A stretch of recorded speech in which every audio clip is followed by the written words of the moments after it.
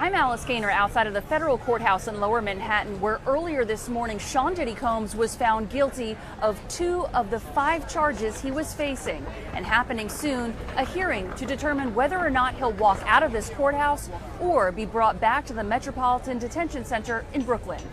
Take a look at the scene outside of the courthouse, where police have put up barricades for crowd control. After about 14 hours of deliberations, Combs was found not guilty of racketeering conspiracy and not guilty of 2 counts of sex trafficking.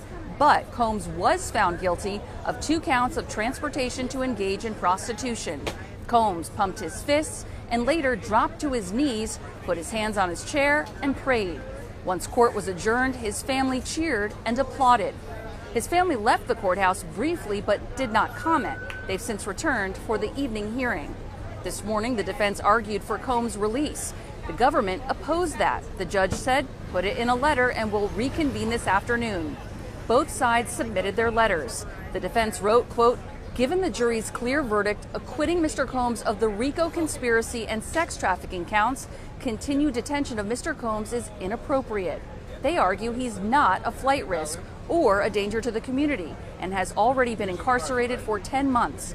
Their proposed bail package includes a $1 million bond co-signed by Combs, his mother, sister, and mother of his oldest daughter, restricted travel to Miami, Los Angeles, and part of New York and New Jersey. And he would surrender his passport, which his defense counsel currently has. They also say he would undergo drug testing and other standard conditions of pretrial supervision. The government argues detention is mandatory and that even while under federal investigation, Combs continued to engage in criminal conduct.